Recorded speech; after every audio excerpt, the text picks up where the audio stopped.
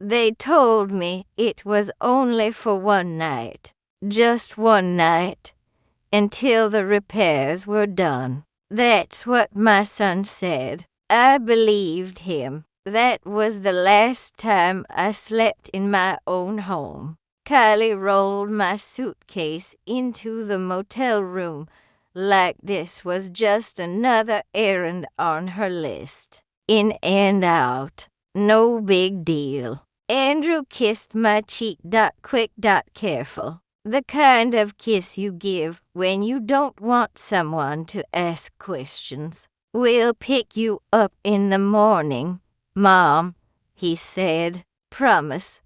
I stood by the window and watched their car pull away. The taillights faded into the dark, like they never planned on turning back. Something inside me shifted right then. I couldn't explain it, but when you've lived long enough, your bones start noticing lies before your mind does. The room smelled like bleach and old carpet. The TV flickered like it was tired of pretending to work. I didn't unpack. Why would I? I was supposed to be going home in a few hours. All I had was a small weekend bag. My pills, one change of clothes, and the envelope I never went anywhere without. My papers, birth certificate, house deed, bank records, the proof that I still existed. Morning came, but no Andrew. No Kylie, no phone call. The motel phone was dead. My cell had no service. And then I noticed it. The envelope was gone. I searched everywhere. Under the bed, in the bathroom, inside my bag like a woman losing her mind. Nothing. Just me. 74 years old, standing in a cheap motel room with no ID, no money, no keys, and no way home. At the front desk, the girl barely looked up. No reservation under my name. Paid cash, no ID on file. And according to her computer, I had already checked out. I walked into the sunlight, feeling like someone had erased me overnight. At the diner next door, the waitress let me use the phone. I called Andrew. Voicemail. Again. Same thing. Then Kylie. Straight to voicemail. I took the bus back to my street. Chestnut Avenue. The place I'd lived longer than I'd lived anywhere else in my life. My roses were still there. My hydrangeas still needed trimming. For 1 second, I thought maybe everything was just a mistake. Then my key didn't fit the lock. I tried again and again until the metal bent in my hand. My neighbor came out. Janice, the one with the little dog that never stopped barking. She looked at me like she'd seen a ghost. "Oh, Margaret," she said, "I thought you already moved. That's when she told me about the truck, about the boxes, about Andrew saying I was relocating to assisted living by the coast. I didn't cry, not yet. I stood in my own yard and realized something worse than being abandoned. I had been replaced. That night, I slept in a women's shelter, a thin blanket, a metal bed, a cup of tea from a woman who didn't ask questions. And lying there in the dark, I made myself one promise. They thought I was old. They thought I was tired. They thought I wouldn't fight. They were wrong. Tomorrow, I would start taking my life back. I walked into the bank just as the doors opened. The morning sun was still low, throwing long shadows across the sidewalk. But inside, everything felt too bright, too clean, too normal for a woman who had just lost her whole life overnight. I straightened my back anyway, because if you walk in looking small, the world treats you smaller. I went up to the counter and said my name like I always had, Margaret Delaney. The young teller smiled politely. May I see your ID, ma'am? That word hit harder than it should have. .id. I don't have it, I said. It was taken. Her smile wavered, just a little. I'm sorry, but I'll need some form of identification to access your account. I leaned in closer. I've banked here longer than you've been alive. There's a photo wall behind you from the bank's anniversary, third frame from the left. That's me. She turned, looked, then looked back at me like she finally really saw me. Let me get the branch manager. His name was Eric. I remembered when he first started here. Nervous kid in a stiff tie, always spilling his coffee. I used to slip him mints from my purse when he looked pale. He'd called me Mrs. D ever since. When he saw me now, his smile faded fast. Mrs. Delaney, are you okay? No, I said quietly, and I need to know what's been done to my accounts. He guided me into his office and closed the door. That's when everything cracked open. There was a change made recently, he said, staring at his screen. Your son submitted a notarized power of attorney. The words barely made sense at first. Power of attorney. When? I asked. 3 days ago.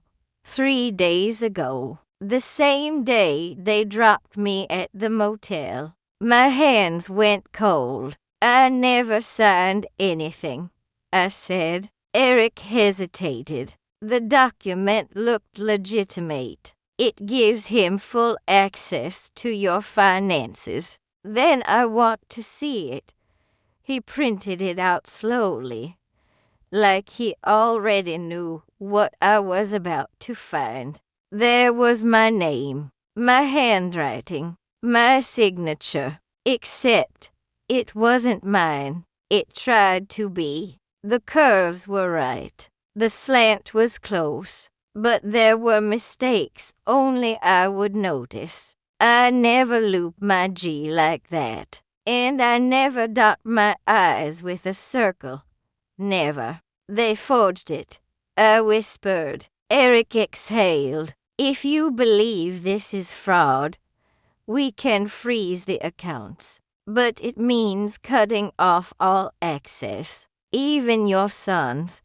I looked at the paper again, at my own name, stolen. Do it, I said. Freeze everything. That was the first time since the motel that I felt power come back into my hands. I walked straight from the bank to the notary's office. Not the one Andrew had used, the one I trusted. Donna. She'd stamped my will, my house papers, my medical directives. If anyone knew my signature, it was her. She took one look at the document and let out a sharp breath. This isn't yours, she said. And this stamp? It's fake. The notary number doesn't exist in this state. I felt my knees weaken, but I stayed standing. "So I'm not crazy," I said. "No," she replied gently. "They just thought you'd be too tired to fight."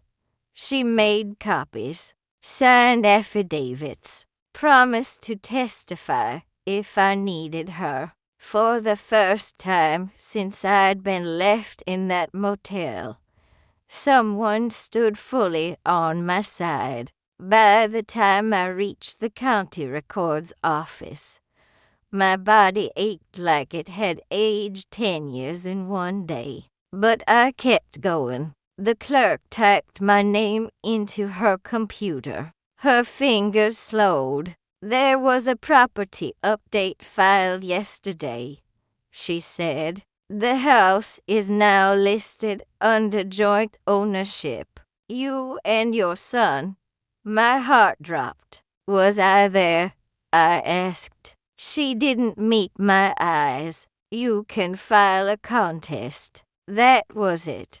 That was the moment I understood. They didn't just abandon me. They erased me. They took my name off my life and replaced it with their own. That night, I slept in another shelter. Different building. Same thin mattress. Same heavy silence. A volunteer handed me soup and smiled like kindness was her job, not just her nature. I sat on the edge of the bed and stared at the wall. They thought I'd crumble. They thought I'd be confused. They thought I'd be too old to put the pieces together. But they forgot something. I raised a child alone. I balanced checkbooks when every dollar mattered. I survived grief, debt, and loneliness. I wasn't weak. I was just underestimated. The next morning, I stood in front of a law office downtown. No flashy sign, no bold letters, just a small name on the glass. Lynette Reyes. Donna had warned me about her. In a good way, she'd said. She doesn't lose. Inside, her assistant handed me a form. "Do you have ID?"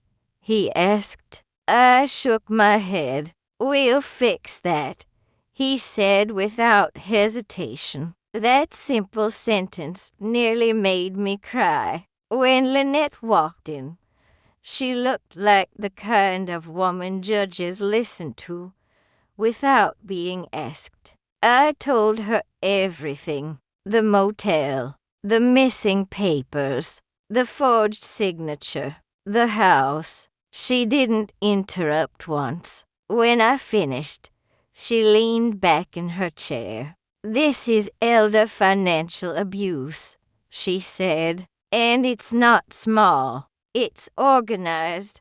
I swallowed. "I don't want revenge," I said. "I just want my life back." She nodded. "Then we'll take it back the right way." I stood across the street from my own home and watched strangers carry my life out in cardboard boxes. A moving truck was parked right where Andrew used to wash his car on Sundays. The back doors were wide open. Men I had never seen before walked in and out of my house like they owned it. My house. The place where I raised my son. Where my husband took his last breath. Where I planted roses every spring and cursed the squirrels every fall. I crossed the street slowly, my legs shaking, but my spine straight. Kylie stood on the porch with a clipboard in her hand. She looked so confident, so organized, like she was managing a project, not destroying a life. When she saw me, her face lost its color. "Oh, Margaret," she said with that bright fake voice people use when they're scared of being seen. What a surprise. This is my home, I said calmly, and it looks like you're redecorating. She straightened her shoulders. Well, things change, Andrew, and I thought it was time for a fresh start. You always said the curtains needed replacing. I watched a man carry out my grandmother's mirror, the one I'd inherited after she passed, the one that had survived 3 moves and 1 hurricane. Tell your husband, I said quietly, that his mother is not a memory. She's a witness.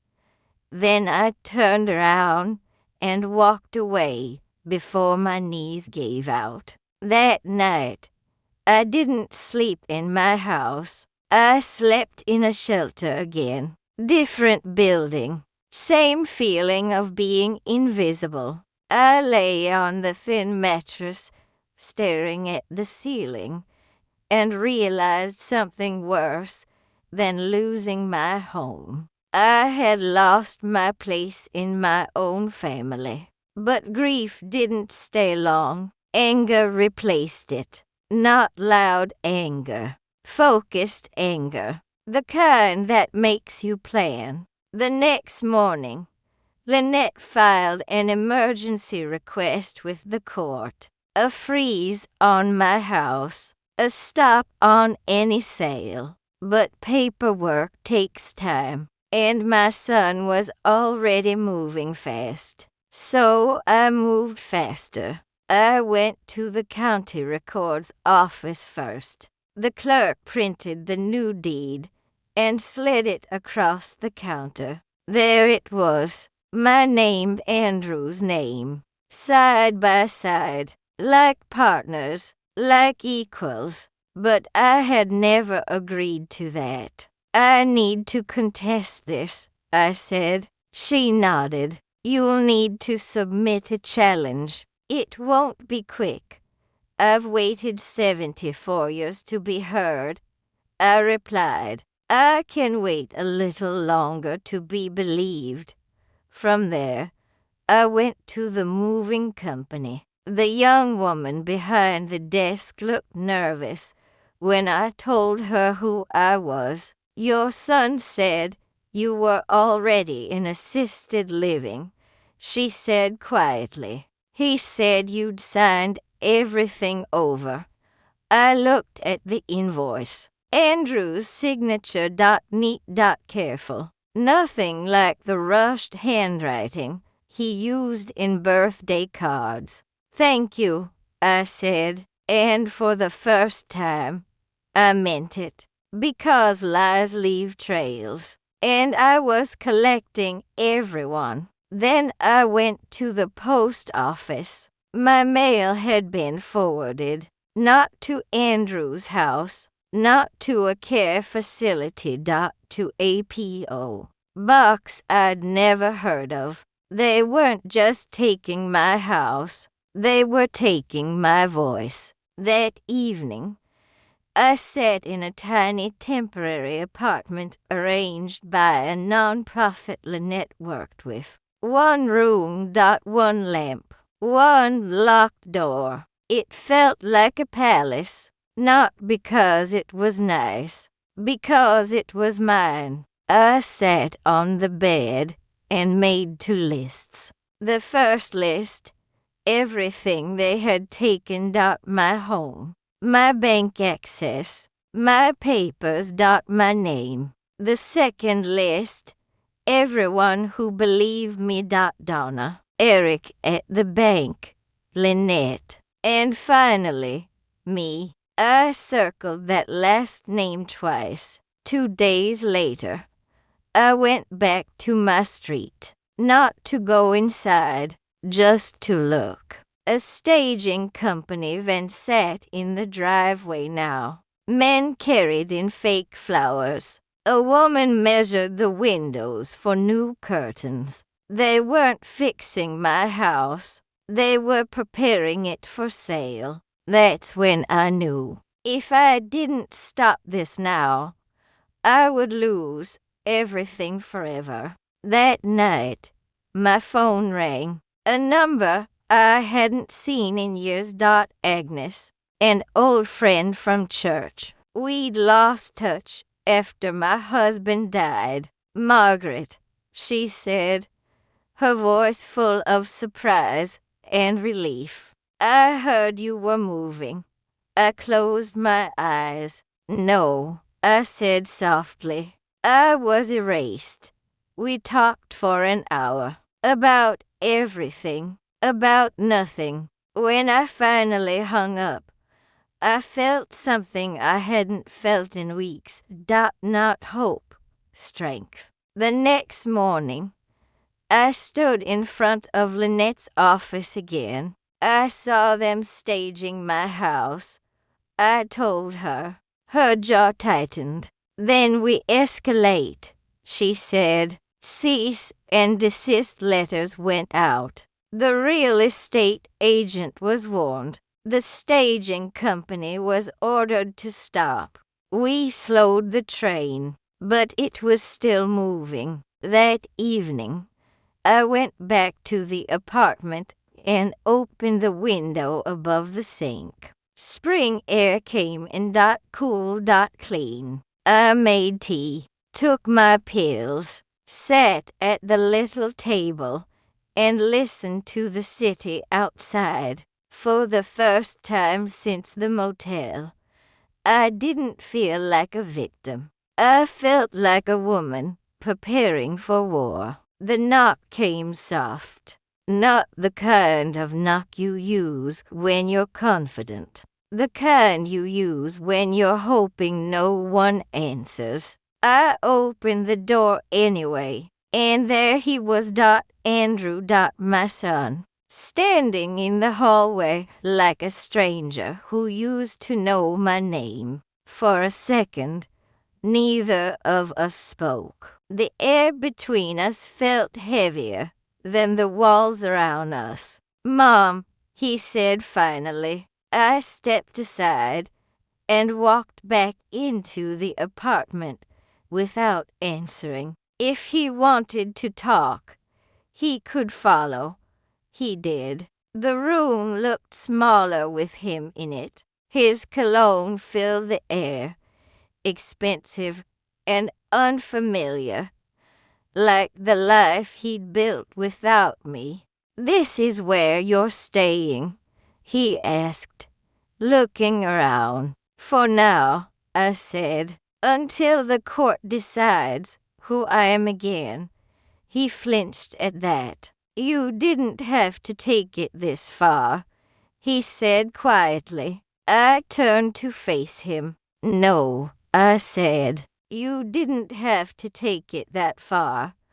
Silence stretched between us like a wire pulled tight. Finally, he ran a hand through his hair. There was more gray in it than I remembered. Kylie thought it was the best solution, he said. The house was too much for you. You were forgetting things. I laughed once, not because it was funny, because it hurt too much to cry. I wasn't forgetting, I said. You just stopped listening. He looked away. You took me to a motel.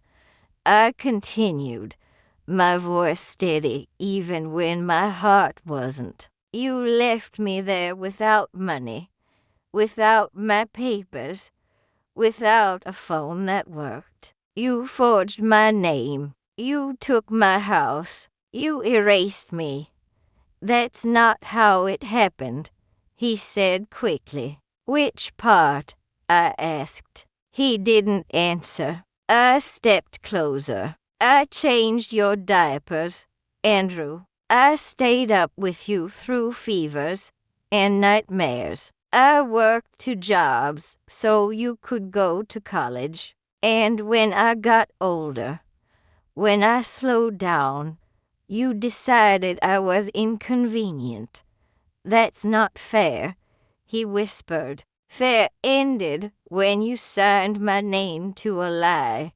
He finally sat down at the small kitchen table, like his legs couldn't hold him anymore. We were drowning, he said. The mortgage, Kylie's medical bills, the kids' tuition. I thought if I could just sell the house, just get ahead, I could fix everything. You didn't even ask me, I said. I thought you'd understand. You thought I'd disappear quietly. He stared at the table. I didn't expect you to fight back, he admitted. That was the sentence that broke something in me. Not the betrayal, not the lies, not that. I straightened my shoulders. No, I said. You didn't. I stood up. He did too. I'm not your burden, I said. I'm not your mistake. I'm your mother. And if I have to spend the rest of my life reminding you of that in courtrooms and records offices, I will. He looked at me like he was finally seeing a version of me he'd forgotten existed. I'll see you in court, I said. He left without another word. That night, I barely slept. Not because I was afraid, because I was grieving. Not the house, not the money, the son I thought I had. The next morning, Lynette called. He came to see you, didn't he? Yes. That means he's scared, she said. Should I be? No, she replied. But you should be ready. And I was. Because when your own child forgets who you are, you don't beg, you remind. 2 days later, Lynette drove me to the courthouse. She drove a small silver car that smelled faintly of lemon cleaner and determination. At the courthouse steps, I saw them, Andrew and Kylie, dressed like they were going to a fundraiser, not a hearing. He wore a tailored suit. She wore pearls. They looked polished, prepared, but when they saw me, they flinched. Inside the courtroom, everything felt too bright. The judge was an older woman with sharp eyes and silver hair like mine. I liked her immediately. Lynette stood first. Your Honor, she said calmly, my client, Margaret Delaney, has been the victim of deliberate financial abuse, including a forged power of attorney and an unauthorized transfer of property. Evidence slid across the clerk's desk. Documents, affidavits, signatures that didn't belong to me. Each page felt like a piece of my life finally speaking. Andrew's lawyer stood next. This is a family matter, he said smoothly. My clients acted out of concern. Mrs. Delaney has shown signs of confusion. I met his eyes. I didn't blink. The judge raised her hand. This signature is already under review, she said, and confusion is not consent.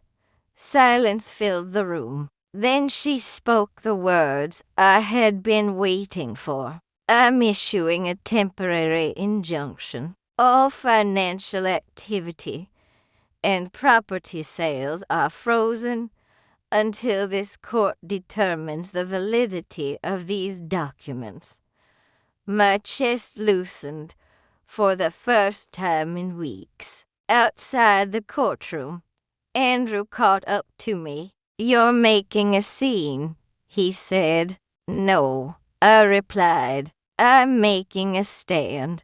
We walked away. That evening, I sat alone in the apartment, a cup of coffee in my hands. My heart beat finally slow. I didn't feel victorious, but I felt something better. Visible, present, real. I didn't open the email right away. I just stared at the screen, because sometimes your heart knows the truth before your eyes are ready to read it. The subject line was simple. Mom's assets, urgent. It had been sent months before the motel. Months before I ever knew my life was being rearranged behind my back. I clicked, and just like that, the last excuse disappeared. They weren't panicking. They weren't confused. They weren't trying to help me. They were planning. Email after email scrolled past my eyes. If she gets difficult, we'll say she's confused. We'll get the papers notarized ahead of time. Once she's settled somewhere else, we change the locks. Make it look like it was her decision. I leaned back in the chair. The room felt suddenly very quiet. I hadn't been abandoned. I had been removed. The next morning, I took the bus to Lynette's office. I didn't call ahead. I didn't warn her. I just walked in, placed the printouts on her desk, and said one sentence. They planned it. She read in silence. Her jaw tightened with every page. This changes everything, she said. This isn't misunderstanding. This is intent. She stood up and started pacing. We're adding criminal fraud, elder abuse, conspiracy. This goes beyond civil court now. I swallowed. I don't want to destroy him, I said quietly. She stopped walking. You're not destroying him, she said. You're stopping him from doing this again. To you, or to someone else. That afternoon, I went back to the apartment. For the first time since all this began, I locked the door and leaned against it. Not from fear, from exhaustion. I had fought banks. I had fought lawyers. I had fought strangers, carrying my life out in boxes. But now I had to fight something harder. The truth about my own child. That night, someone knocked again. I almost didn't answer, but I did. And this time, it wasn't Andrew. It was Kylie. She stood there holding her purse like a shield. Her voice shook when she spoke. Margaret, can we talk?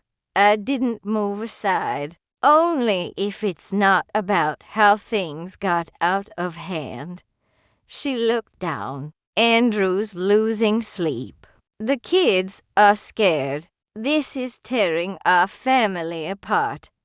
I crossed my arms. You tore it apart when you decided I didn't matter.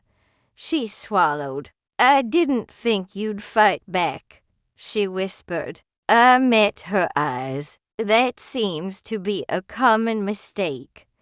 She reached into her purse and pulled out something small. A flash drive. These are copies, she said.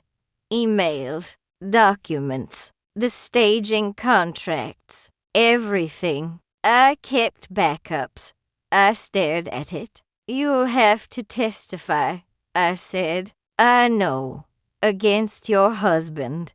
I know. She placed the drive in my hand like she was placing down a weight she'd been carrying too long. He thought you'd go quietly, she said before turning away. I watched her walk down the hall, and for the first time, I understood something clearly. They were scared now. The next morning, I plugged the flash drive into my laptop. I made tea, took my pills, opened the blinds. Then I opened the files. Folders filled the screen. Deed prep, POA drafts, sale timeline, correspondence. I opened the emails first. Months of planning, months of lies. They talked about me like I was already gone. She won't notice. She'll forget. She's slowing down anyway. I printed everything. Every page felt like armor sliding over my skin. Then I picked up the phone. "Lynette," I said, "we're done being patient. By afternoon, the court had our amended filing. Fraud, elder coercion, forgery, intentional deception." The words felt heavy, but also right. That evening, the sky cleared for the first time in days. I walked 2 blocks to a small cafe and sat by the window. Across the street, a little boy chased pigeons while his mother laughed. I watched them and thought about Andrew at that age. The way he used to bring me dandelions in a paper cup.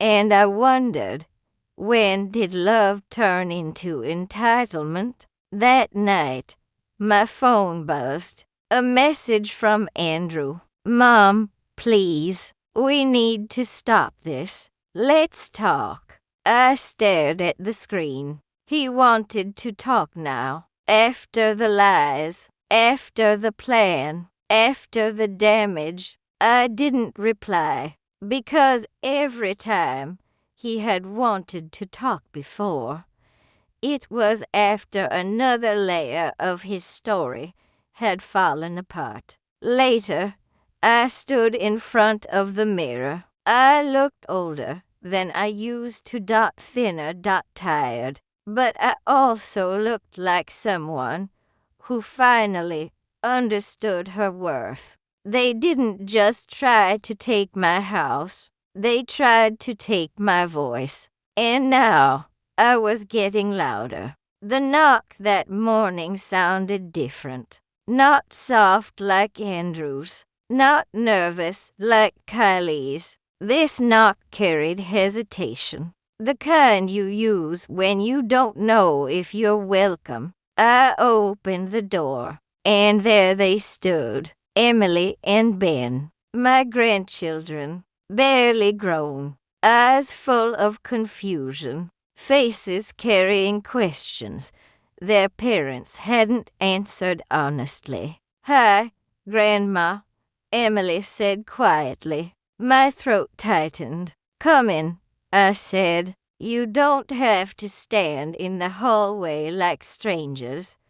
They stepped inside my small apartment, looking around like they were visiting a place that didn't match the stories they'd been told. I made tea, because that's what I do when my world cracks open. I make tea. We sat in silence for a moment before Ben finally spoke. "Dad said you chose to move," he said. "He said you were tired, that you wanted to be closer to the coast."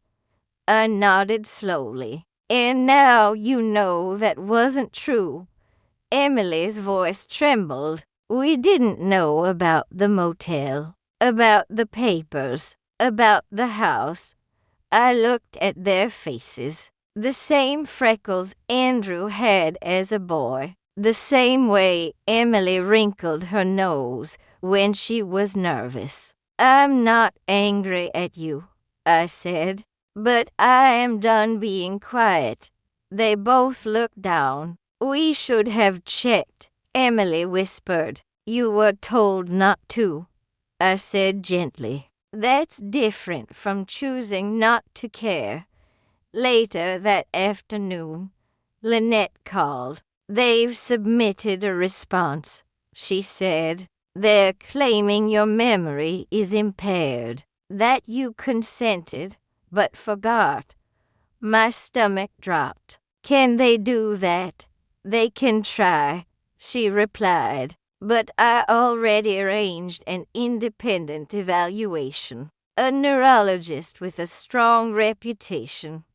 That night, I barely slept, not from fear, from grief, because there is nothing heavier than realizing the person who taught you to ride a bike is now teaching people how to erase you. The next day, rain followed me to the doctor's office. Not hard rain, the kind that makes the world look softer while everything inside feels sharp. Doctor Evelyn Monroe met me at the door. She had kind eyes, a calm voice, the kind of presence that makes you feel seen instead of examined. We're just going to talk, she said, and we did. For over an hour. Dates.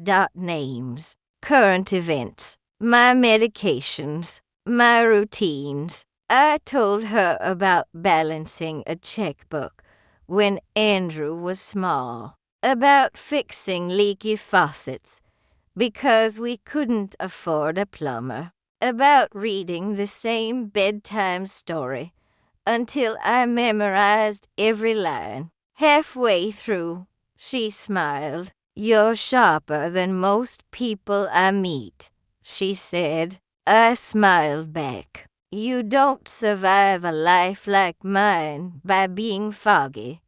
When it ended, she handed me her card. I'll file my report, she said. But let me tell you this now. You're fully capable. Whatever they're suggesting won't hold. I stepped outside and let the rain hit my face. Not because I was sad, because I was relieved. That evening, Lynette called again. They're desperate, she said. They attached letters from doctors who've never met you. They're scared, I replied. Yes, she said, and scared people get sloppy. That night, someone knocked again. For a moment, I thought it was Andrew. It wasn't. It was Kylie. She looked smaller this time, not confident, not organized, just tired. I know I can't fix this, she said, but I don't want to lie anymore. She pulled out her phone and handed it to me. Emails. Messages. Threads of conversations where they talked about me like a problem to manage. If she resists, we'll say she's confused. She won't fight. She never does. I handed the phone back. You were wrong about one thing, I said. I do fight. She nodded. I know that now. The next morning, Lynette filed everything. Fraud. Forgery. Elder abuse. Intentional deception. The court moved fast. The hearing date was moved up. Are you ready? Lynette asked. I looked at my reflection in the mirror. That morning. Older. Tired, but steady. I've been ready my whole life, I said. I just didn't know it. On the day of the hearing, I wore my navy dress, the one they thought I was too old to care about. I pinned my mother's silver brooch to the collar, not for luck, for lineage. The courtroom felt colder than last time. Andrew sat with his lawyer. Kylie sat on the other side of the room, alone. The judge looked at me. Double quotes, Mrs. Delaney, she said. You may speak. I stood. My voice didn't shake. My name is Margaret Delaney, I said. I raised my son alone after my husband died. I paid my bills. I built my life. And then one day, I was told I didn't need it anymore. I looked at Andrew. They said I was confused, that I forgot. But I remember everything. I remember being left in a motel. I remember losing my papers. I remember my house being taken. And I remember deciding I wasn't done. The room stayed silent, not dramatic, respectful. The courtroom was quieter than before. No reporters, no whispers, just the sound of papers being straightened and people holding their breath. Andrew sat at one table. His lawyer leaned close, whispering things I couldn't hear. Kylie sat alone on the other side of the room. No pearls today. No confident smile, just a woman who finally understood the cost of silence. The judge entered. We stood. We sat. And then she began to read. Her voice was calm, firm, the kind of voice that doesn't rush because it doesn't need to. The court finds that the power of attorney filed on behalf of Andrew Delaney was fraudulent, she said, executed without valid consent and improperly notarized. My heart slowed. Furthermore, the transfer of property was completed under misrepresentation and without the voluntary participation of Margaret Delaney. She paused, effective immediately. All ownership, access, and control revert fully to Mrs. Delaney. I closed my eyes, not to cry, to breathe. All financial accounts accessed under the forged authority will be audited. The judge continued. The attempted sale of the home is void. Locks will be changed under court supervision. I heard a sharp inhale behind me. I didn't turn around to see who it came from. Then she said the words. That changed everything. This court also recommends referral for criminal investigation on the grounds of fraud, elder abuse, and unlawful possession of property. The room went still. Andrew's lawyer leaned in again. Andrew stared at the table. The judge looked at me. Double quotes, Mrs. Delaney, she said. Your case is not just about law. It's about dignity. Let the record show you remembered who you are. The gavel came down, not loud. Final. Outside the courthouse, Lynette walked beside me. That was the necessary part, she said. No, I replied softly. That was the beginning. That afternoon, a locksmith hired by the court met me at my front door. My real front door. He didn't ask questions, just nodded and got to work. Within an hour, every lock was new, every old key useless. I stepped inside my house again. The couch was gone. The curtains had been replaced. But the floor still creaked the same way it always had. The sunlight still fell on the kitchen tiles, just like before. I walked through every room slowly, not to check what was missing, to feel what was still mine. In the garage, I found my grandmother's mirror wrapped in a moving blanket. In a box labeled donations, I found my teacups. I carried them inside one by one, not as objects, but as proof that I had not disappeared. That night, I sat in the living room with a cup of tea. No television, no music. Just the sound of a house listening to its owner again. For the first time in months, I didn't feel angry. I felt present. A few days later, Emily called. "Hi, Grandma," she said softly. I heard. "It's over, right?" I looked around the room. Boxes still in corners, dust still on the shelves.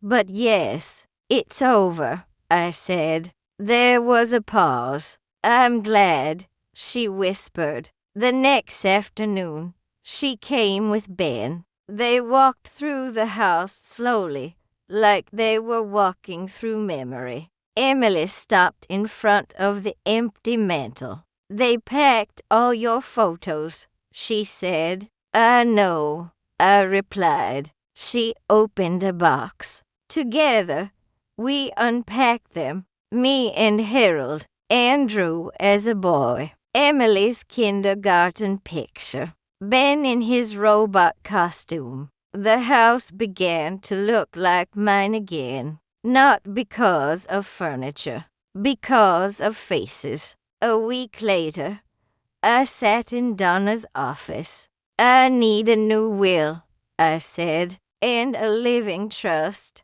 She nodded without asking why. We rewrote everything slowly, carefully. When I signed my name, I did it the real way, with the small break in my G, with the slant in my D, my signature, not a copy, not a forgery.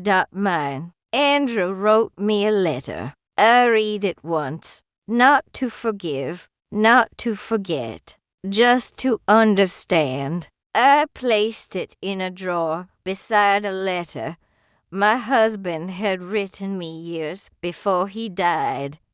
2 men, 2 different kinds of love, 2 very different kinds of legacy. Months passed, not quietly, purposefully. I began visiting the shelter that had once given me a bed and a cup of tea, not as someone asking for help, but as someone offering it. I told my story, not with drama, not with anger, just truth. One woman held my hand afterward and whispered, "I thought I was the only one." "You never are." I told her, "You're just the first one brave enough to say it." The district attorney accepted Andrew's plea. No jail time, restitution, community service, a public record that said clearly what had happened. I didn't attend the sentencing. I didn't need to. The law had spoken, and I was done explaining myself. These days, my mornings start quietly. Sunlight through the kitchen window, tea on the stove, the sound of my own footsteps in a house that finally feels like mine again. I no longer check the mailbox with fear. I no longer hesitate when someone knocks. I no longer rehearse my worth in silence. I know who I am. I am not a burden. I am not a ghost in someone else's story. I am not done. If there's one thing I learned through all of this, it's this. The most dangerous lie isn't the one they tell about you. It's the one they convince you to believe. That you're too old, too tired, too invisible to fight back. I believed that once. Never again. So if you're listening to this, and you've ever felt pushed aside. If someone has tried to shrink your life until it fits their convenience, remember this. Say your name out loud. Take one small thing back today: your keys, your bank account, your voice. Then take the next. You were never meant to disappear quietly. Not you, not ever.